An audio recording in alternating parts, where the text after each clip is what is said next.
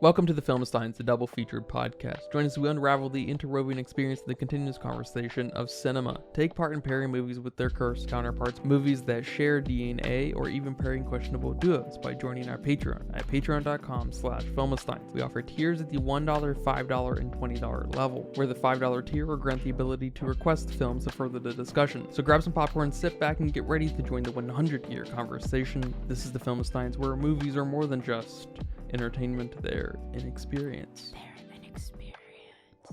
Around you. And welcome back to another episode of the Filmstein. Thank you guys for joining us today. I am joined today by my hollow friend, Lucy. Hollow friend. You can join us every Monday, Wednesday, and Friday for brand new episodes of the Filmstein. Some recent episodes include The Babadook, Dirty Dancing, The Taste of Things, The Outsiders, and The Warriors. Remember to leave nice comments, thoughts, and ideas over on our Patreon at patreon.com/Filmsteins. Come right in, come request a movie, come subscribe. We appreciate all the support. Thank you guys very much. Are you stressed and filled with anxiety like I am? Maybe in a bit of pain from that car accident you had a few years ago? Well, the sponsor of today's episode, Hempville CBD, has us covered. They have the highest quality products created by chemists and doctors. Hempville carries everything from CBD to THC dispensary grade without those despicable dispensary prices. Order your Delta 8, 9 edibles and vapes along with the THCA flower and get free shipping when you spend $50 or more at hempvillecbd.com. Check out the link in the description for more details. But today we'll be discussing Adam Wingard's 2024 film, Godzilla x Kong: The New Empire. I'll tell you right off the top, I went into this movie with my arms crossed. I thought this movie was going to be mostly more of the same. And it was in some ways. In other ways, it was much more. Now, it's been a few years since I've seen the earlier modern American Godzilla films. But I believe this is very easily the best of these 5 films. We've finally embraced the absurdity and insane shit that is Godzilla. We've had this full circle moment of calling upon the anime gods, and I had a lot of fun with this movie. It reminds me a lot of the Planet of the Apes movies, where there's this commitment that might get in its way a little bit, but it really just has a lot of fun with itself and makes me have a lot of fun with it. So I liked it. I'm as surprised as everyone else, but we do have our kaiju expert here with us today. How do you feel about the new Godzilla x Kong film? I don't think it's a surprise that I was enamored with this movie. I'm so glad we saw it. So glad. I wish we would have gotten the chance to do that with Godzilla vs. Kong, but, it was fine. But I'm glad we experienced this at the movie theater. So glad. It's probably the best way to experience a film like this. I mean, best movie of the year so far. Not like we watched many from 2024. We were still catching up on 2023 films. But best movie of the year so far. Better than Dune Part 2. Way better than Dune Part 2. Okay. Way better. I mean, this movie was awesome and it was packed. It was packed of everything you could think of. It was thrown in this movie and it worked for me. I mean, we have a psychic girl. We have not one, not 2 giants, but a bunch of giant monsters.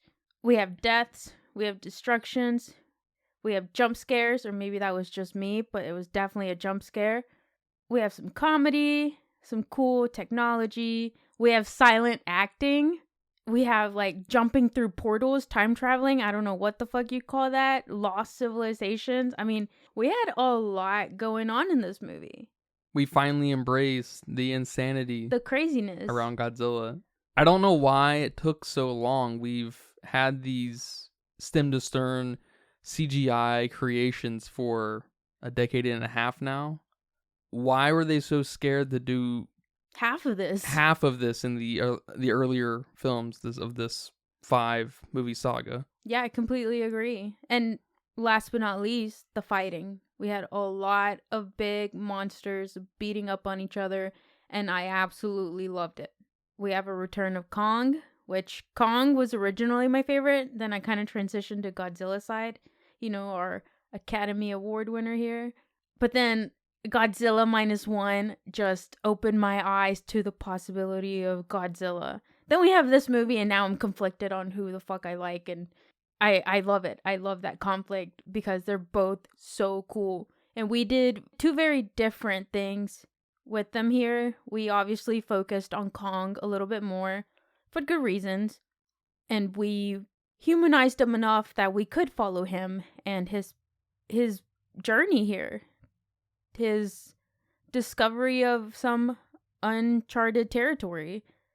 While we still have the Godzilla we all love, that's just a ball of mass destruction.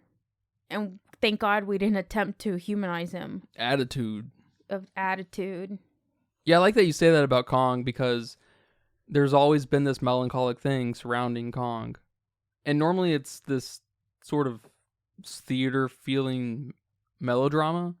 But here we almost treat him just like another silent human character. To the degree that where he's at starts to make him feel small and relatable. Because he's just rooting around, he's sad, he has that moment where he hears a roar, and it's this frog thing, and then you later see that I think it was mimicking the Skar King, not even Godzilla, which is kind of fun, I think. I think they made the right move neutering most of the human story for the trade-off of bringing some funny humanity to Kong. It's fun. And it's embracing the only thing to love about these movies. Adam, I gotta applaud you. Good job, Adam. Yeah, good job, Adam. Which Adam also did the American 2017, I think, Death Note adaptation. I didn't know that. Yeah. I didn't know that. So he's also at the mercy of Netflix with that one. But they couldn't have butchered that. I think whoever works with Netflix sort of gets a pass. Okay. At this point, because it's kind of like Disney, where Netflix will take these directors, not necessarily known, but they'll just take these directors and put them on projects that they want, for the most part. And then when they do something outside of Netflix, you're like, you're fine. You're a fine director. You're a fine actor. Look at you. Yeah. Except Millie Bobby Brown, she can't get away from Netflix. Speaking of Billy Bob, I'm glad she wasn't in this movie. Yeah, when I saw the cast, I guess I didn't realize who was who in this movie, so I was just thinking, must be in the future. But Brian Tyree Henry's still here, and of course the girl. Yeah. And the doctor. The doctor, they're still here, so it's obviously like, immediately after the other movies. So I was just like, where is Millie Bobby Brown? She's sort of missing, but I'm thrilled she's not here. Yeah, I'm glad she wasn't there. Just like you said, glad they basically cut down on the human story. And I could have seen them doing something, with the mom and the daughter and that relationship she was struggling, or maybe something more with the teen angst / not knowing where you belong, where you come from, your place in this world, whatever. But no, they were like, we're just going to give this girl all of Kong's characteristics. Yes. It's like, okay, this works. And it's fun payoff that's set up in the first of this trilogy we're obviously getting to, with this little girl and her being a mute and what we later, I guess, find out telepathic, which is awesome in the sense that we have this human element giving payoff to the absurd world building that we are starting to establish in this Godzilla universe. No, well said. And I like that no matter what, humans have to find a way to get into everything. Here we have Kong, Godzilla, Mothra, and then a human. And I think there was like a slight scene of all four of them right there. And it was just funny that humans think they are on par with Titans. What do you think about the addition of Mothra? Is this your first time getting to see her? Yeah. I don't think she's in any recent things, right? Yeah, I'm not sure if she's ever been in an American Godzilla film. That's pretty much all I'm familiar with. She's integral to Godzilla. She's basically his girlfriend. Makes sense based on the movie. and I haven't seen the old Godzillas from the 60s and 70s in a long time, but it's always been kind of in the back of my mind, like, where is Mothra? We had Rodan and Hedorah and the second one or whatever, and we had all these made-up monsters, but where is, like, the queen here? Mm-hmm. So it was kind of fun to see that. We didn't really focus on her too much. She just has this ability to charm Godzilla, more or less. Command him. Yeah. And I will say, I hate how little we got of Mothra. I get that she was basically payoff and helped correct course for Earth. So she's the ultimate climax. And she is the payoff to the whole human story to come before. But it did feel just real fast. A lot of this movie felt really fast, but mostly what feels at the cost of to just get back to the fun. I felt like we were constantly trying to set the stage for what's next. Yeah, I definitely agree with you. There wasn't enough of them, but then this movie would have turned into a 5-hour movie, because I would have loved to see a bigger, more destructive fight between Godzilla and Tiamat. But that was like 1 minute of the film, and that was crazy. That was too short for what power Godzilla is about to get. It's like we rushed at it a little bit, but I'm not mad at it. It's kind of like in the Dune series. In the first movie, we have, a brief introduction of Zendaya's character. In the second film, we have a slight introduction to Florence Pugh's character. So it's like we're introducing these characters that are about to take off. Obviously she's going to be in part 3. Here with Godzilla times Kong, we're obviously going to maybe have a spin-off of each of these characters. We're introducing these titans to eventually have their own spin-off, and maybe to receive feedback from the audience and what they would want to see next, or to just gauge the response. But I like that you said that about Mothra and her basically being Godzilla's girlfriend, because I thought that was just so funny that, Godzilla's destruction, he's always been a representation of destruction. Godzilla doesn't give a fuck if he's killing 1 human versus 1,000 humans. He doesn't care to duck down 20 feet to not destroy all those bridges. He basically destroyed Rio. I mean, Godzilla does not give a fuck. And the only thing that forces him to give a fuck is Mothra. It's not even like we convinced Godzilla and now out of the goodness of his heart, Godzilla's gonna help, or Godzilla's kindness. No, it's you're doing this because I'm commanding you. Nature is commanding you. And I like that. I like that we didn't try to give Godzilla anything here besides it's your duty.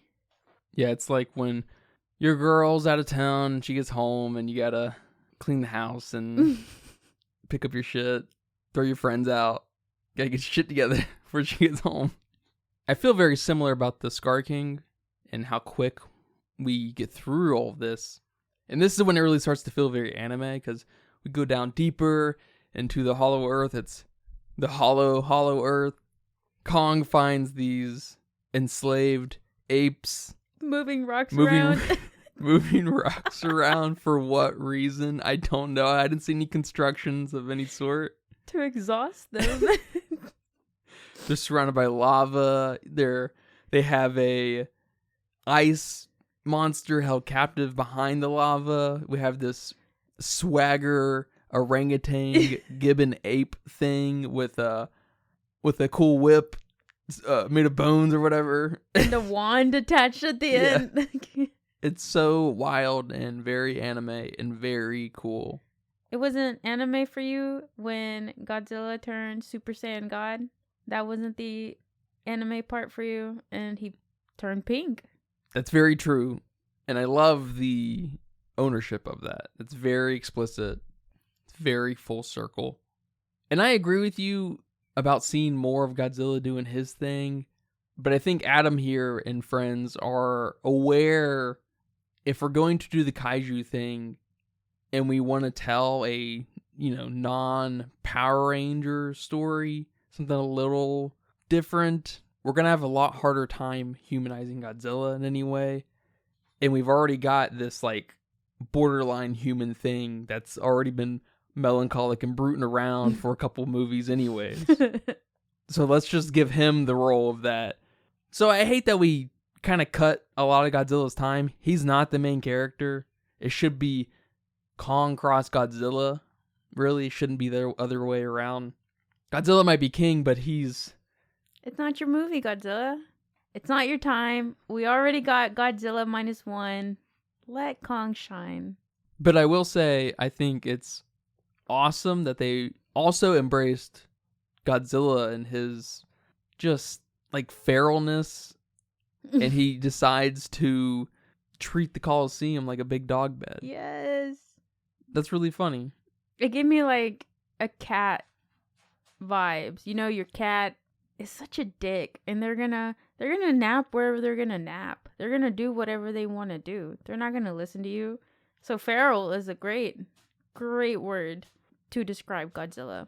I love that. That was super cute. And then at the end, they made him go back there and sleep. Like, that's his spot now. Now they have to repair the Coliseum constantly just to appease Godzilla. So they stay on his good side. Yeah. It is like a cat thing, too, because he perfectly fits in the Coliseum. Like, cats, like, being contained a little bit. Yeah, like curling up into in their boxes and shit. A little loaf. If they fits, they sits. If they fits, they sits. Exactly. I love that. That was super adorable. But back to what you said earlier, I absolutely love the whole ape slavery thing we have going on, and the addition of, you know, Diddy Kong here, and everything with him was just so cute and adorable. We're giving Kong a friend, potentially some family, and how cute is that? He's been brooding, like you said, all his past movies, and now we're giving him somebody. I like that. I love that a lot. I love that it wasn't an immediate, like, oh, we're family thing either. He, like, used the small ape here to beat the shit out of the other apes. That was so cool. That was awesome. I really like what we're doing here with Kong. Probably a spin-off with them two somewhere down the line as well. But back to the Skar King. Did you like him as a bad guy? Was he bad and ferocious enough that required the king of monsters plus Kong plus Mothra? It required these three ferocious beings to beat Skar King. I mean, yeah, because he basically represents this supersized, barbarian, kind of human-esque quality of organizing and going to war with something. And so Godzilla, you know, a long time ago, apparently had to imprison these guys deep in the hollow earth because they're a serious problem. That's awesome. Yeah. Now, I like how they managed to de-align his people by the Skar King enslaving his own people, and so now they're obviously against him in some way. When they see a way out, they're going to take it. Or a lot of them probably will. And so they had to make the Skar King have something that could compete with Godzilla. It's a little lame that the Skar King has this pet, Shimo, to compete against Godzilla, so it's not just a fucking wash. But they do a good job, you know, cartoonifying it with him enslaving his people. The ape slaves are just moving rocks back and forth. They get beat every once in a while. They're surrounded by lava. Shimo's imprisoned by lava. They animate it enough that I'm like, all right, it's just fun. My mind doesn't need to wander any. All right, he's got this wand that conducts Shimo and is also a weapon. It's cool. I'm fine. Skar King's got a lot of swagger. He does. Get this man a cane. I like that he's kind of gibbon-ish. He's not gorilla or chimpanzee-ish like the others are. Yeah, for a second there, I thought an orangutan was about to come out just from his fur color, which I don't know how I would have felt about that, because orangutans aren't badass. So I'm glad this came out. Yeah, they needed to give him a lot of style, and an orangutan may have been a little too similar, truthfully. It would have been too gorilla-like, like the rest of them, like Kong. And so they really kind of cartoonified him. They made him long and skinny. It's just like, this guy doesn't stand a chance against Kong. But yeah, he does.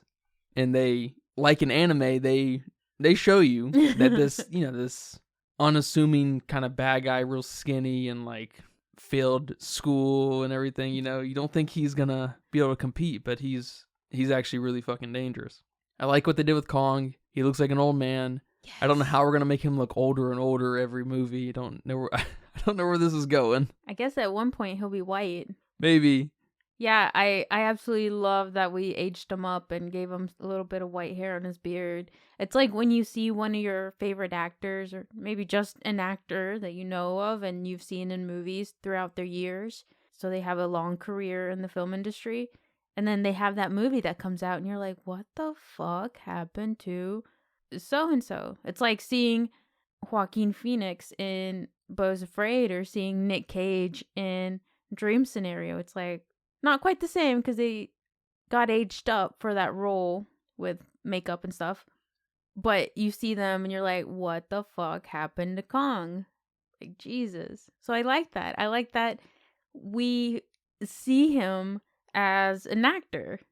Just another way to humanize him. We don't see that with Godzilla. Godzilla only gets bigger and sharper and more colorful. He doesn't change in any human way. And so they totally understand what they have here, and they've committed to it for the most part, as much as they possibly could, and still include, the cameraman that has to keep up with Godzilla and Kong and the humans. How do the humans get involved? Kong has a infected tooth. Classic. It's like, what? And we follow him in after we give him a new robotic tooth. That tooth gets made fun of by the Skar King. It's just like a stupid, fun little through line, It's and then the Skar King loses a tooth and Kong winks at him. Hilarious. Cheesy, maybe, but hilarious. This is what every Marvel movie wishes it was. There it is. We haven't heard that in a while. Just this kind of interconnected, meaningful, kind of stupid story, Even the fight between, which is my favorite thing about this movie, the fight between Kong and Godzilla, which they're not even supposed to be fighting right now. He's recruiting them. Kong goes to recruit Godzilla, and he does that like hand in the air Breakfast Club, and I don't know, something about that just warmed my heart and it made me so happy. And like, Godzilla's coming, and then Kong's like gesturing to him, like, jump in this portal, jump in this hole. And Godzilla is Godzilla and starts beating the shit out of him. And like, not listening. Of course he's not. He's Godzilla. He's not gonna listen. And I loved it. I loved that whole fight. And it was not only like badass destruction fight, it was still like two kids fighting. Because I think at one point Godzilla throws sand in Kong's eyes. Or was it the other way around? I don't know which way it was, but someone threw sand in the other's eyes to knock him over, and it was so funny. It was so good. And Godzilla almost blows him up until the girlfriend had to come interfere. I like that gateway was beneath Egypt. One of our ancient astronaut theorists focuses. Because I don't know if you noticed, but there are 3 crystals, 3 pyramids. Did not notice. Anyone who's watched Ancient Aliens would have immediately noticed that. Just letting you know. I just love that they destroyed everything. I don't know what city they're going to destroy in the 3rd one. We pretty much covered everything big. Maybe they'll go destroy the pyramids in Mexico. The Aztec ones. I don't know. Something. I don't know how they managed to get a little buddy cop flavor out of Godzilla and Kong. Because I thought for a brief second, going into this movie, they were gonna be boys.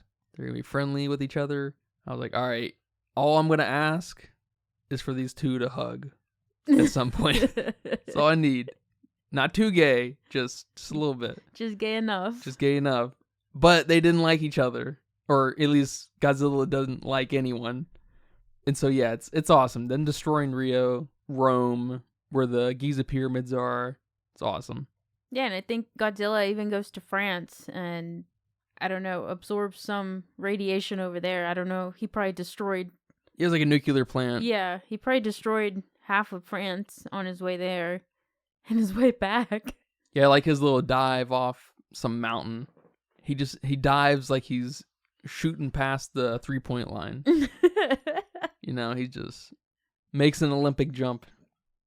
Yeah, we don't get enough of him, and we move through what he's doing really quick. Is it worth it? Is it worth the trade-off of what we got? I think it is, because all Godzilla can give us is these quirky destruction elements. Nothing much more to him than getting in and out of the water, stepping over shit, destroying shit. I mean, I'm surprised we were even brave enough, really, to give him this really cute aspect of going and cuddling in the Coliseum and going and taking a nap. Yeah. He reminds me of some villains from WWE, like Randy Orton and Batista way back in the day when he was a villain. There's just this rampaginess about him it's really cool, but there's not a lot of personality other than like how they move and their flair of how they wrestle. Yeah.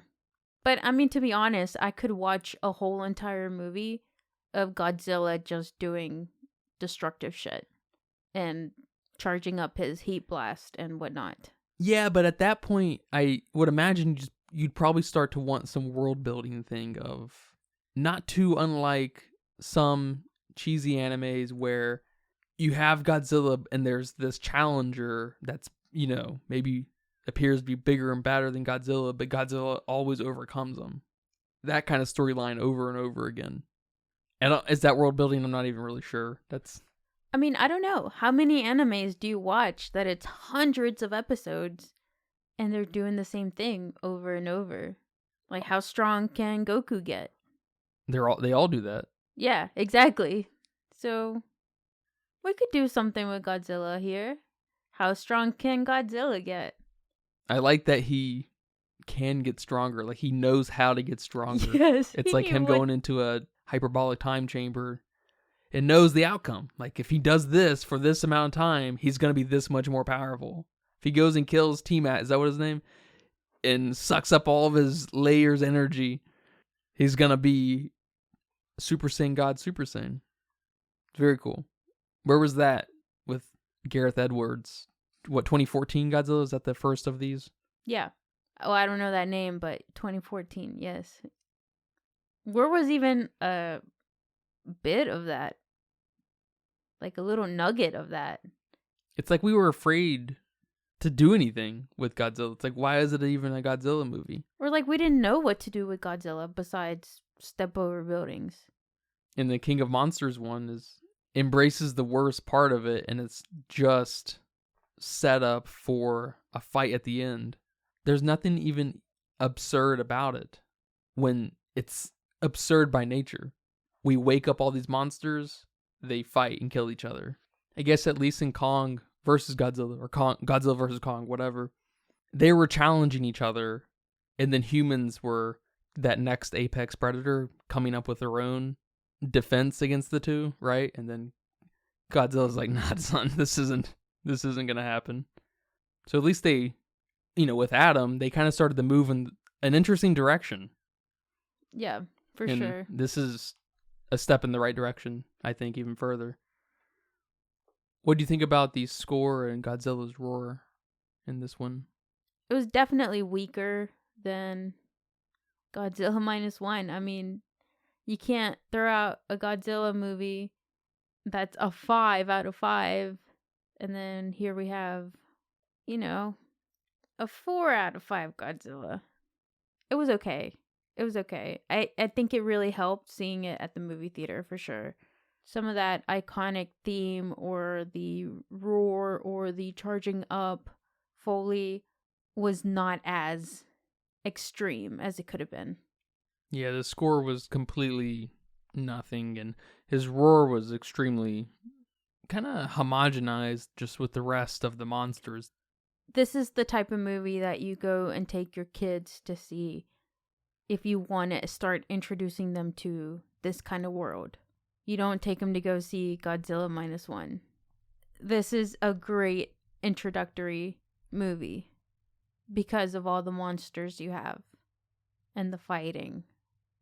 Yeah, and that's a good point because they also explain everything on screen, which can be a little bit of a problem in movies, especially movies that expect something of you, but this movie doesn't expect anything of you. So it does seem kind of meet everyone right where it needs to, where maybe it makes you feel a little dumb, or like the movie's kind of talking down to you, giving you all the exposition about what's literally happening. It didn't bother me here. You know, kind of like, I don't know, Inception. There's a little bit of that going on with Leo's, the architect character. I can't remember her name. But what do you think about Brian Tyree's character addition? He seemed unnecessary for the movie, but he took on that kind of weird comic relief. I don't even know what to call him. It was strange. His character was strange. Yeah, it was on the verge of comedic relief and relatable character. We can't relate to any of these characters besides him. And I think he's balanced out very well by Trapper, played by Dan Stevens. I think we have these kind of opposite characters, and Trapper's very zen, and he's a big animal veterinarian, and you can't really relate to him either, nor a doctor, whatever her name was, nor the little girl who's part of this clan. I mean, he's our guy. He's the guy who, if we were in that situation, more than likely we would react exactly the way he's reacting. He's the audience surrogate. He's the audience surrogate in that way. Just like the girl from Inception. Just like the girl from Inception. I think I prefer Brian Tyree Henry. Oh, 1,000,000 times, for sure. It was so fun. He was so funny. He's so fun. He's fun on camera. I Yeah. like his energy a lot. He's got a good energy. That's a good way to describe it. But I was also going to say that some of that over-explaining is balanced out by some of the scenes we have here that have absolutely no dialogue, no subtitles, no anything, with Kong and the little girl Gia, and some of the scenes with the apes and even the monsters. I mean, Kong's trying to communicate with Godzilla here, so I think it's balanced out fairly well that way. Yeah, there's two extremes there. That's a good point. So if one made you feel like an idiot, the other one's going to make you feel so smart because you knew what was going on the entire time these apes were talking. Yeah. I was slightly annoyed by Eileen. I think that's her name. Gia's mom. The doctor. Dr. Andrews, right? Her, like, I don't know. I can't blame her, I guess, but her kind of helicopter parenting about how she's doing emotionally and feeling included in X, Y, and Z. And I'm just like, She was definitely the lamest one here. you're pretty lame. Yes. Yeah. Yes, for sure. But it was fine. She didn't have that much screen time anyway, so it was all good. One thing I did notice that I didn't like about the movie, which I've seen it in other of this type of movies, is all these screens we have explaining things. From the TVs having news in the background and people talking about current events that are happening, like Godzilla once again is at the Coliseum, and all these other screens showing all this tech and, you know, the radar and Godzilla is 20 miles away. I don't know how I feel about those. Those are very big in the Jurassic World movies and, dare I say, shark movies like The Meg and stuff. And we always manage to sprinkle in these bits of information from the news outlets or, you know, these really high-tech screens. And I don't know how I feel about those. Those feel a little too over explaining. But it's just like a trope at this point to these kinds of films with big monsters. Yeah, they are strange. They remind me of Marvel, where we have these things happening, and then all of a sudden we're in the room of some random people watching TV or something. It's just, I don't know what those filler things are. I don't know what the philosophy is there. They're weird. I've always felt they were a little out of place just in film, period. Like, they're weird little B-roll things. I never had a problem with them until now that I'm paying attention to what's going on in movies.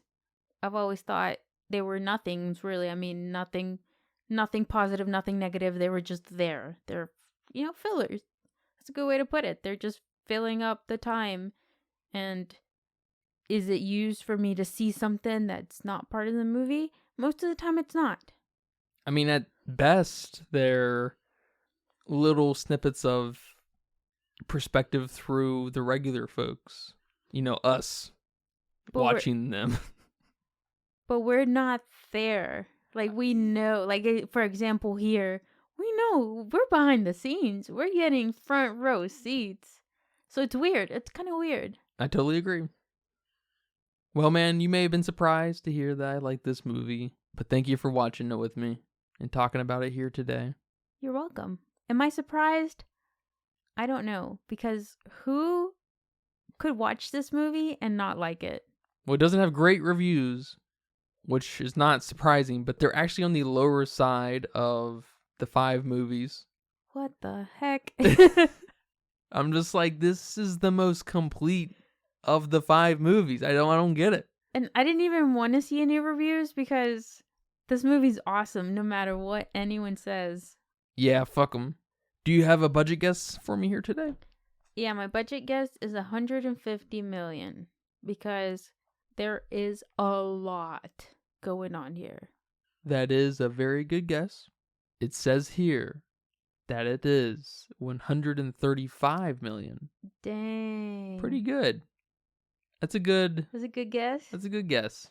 And so far, after the first weekend, not even the first week, it's gone on to make $202 million. Yes. And it's on track to be huge, totally. Well, I'm going to go watch it again before it's out on streaming. Maybe on a Tuesday where it's half priced. For all you Malco goers. Well, with only 87,000 people over on Letterboxd, they haven't chimed in yet. They weighed in at a 2.9. No way! Yeah, I would have guessed this movie was around like a 3.1. That's where I would have probably pegged it at. But it's one of the lower of the 5 in this saga. What? I'm sorry. No. People need to go rewatch it. Go rewatch it. And take that stick out of your seat. Because this is one of the best kaiju movies out there. You have everything you want from these movies. All these people bitching about like the human elements and whatnot. Here you go. Here you have it. What do you want? We even had human elements add up to kaiju moments. They weren't separate narratives. Exactly.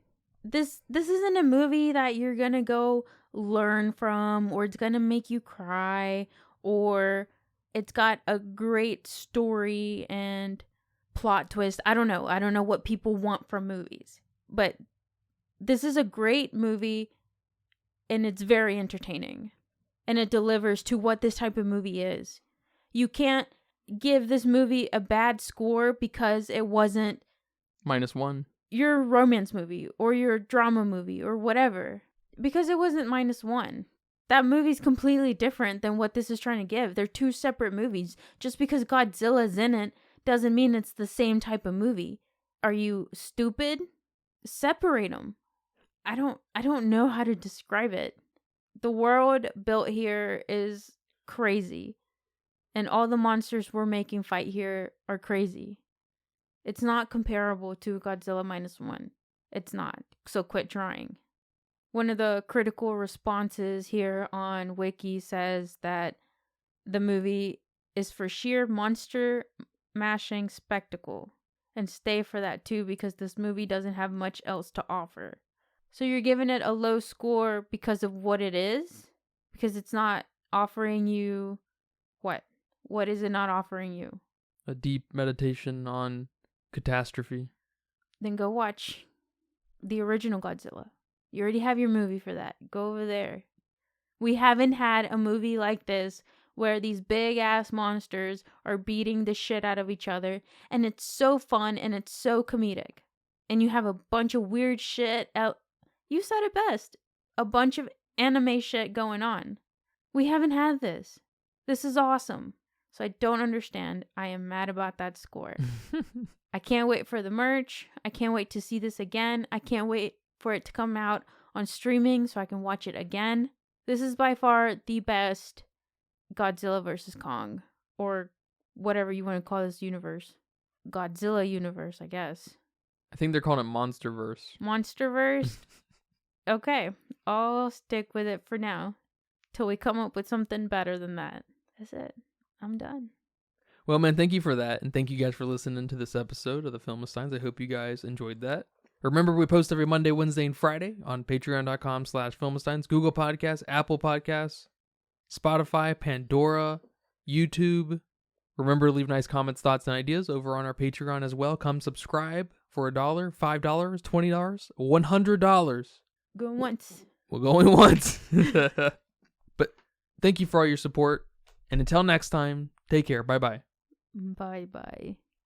And that's a wrap for today's episode of the Filmistines. Thanks for tuning in and joining us on our cinematic journey. We hope you enjoyed the discussion and gained some new insights and perspectives in the world of movies. Don't forget to subscribe to our podcast on your favorite platform, especially Patreon at patreon.com/Filmistines, and follow us on social media for more film-related content. We love hearing from our listeners, so if you have any feedback, suggestions, movie recommendations, or book recommendations, please feel free to reach out to us. Until next time, keep watching, keep loving the magic of movies. This is the Filmistines, signing off.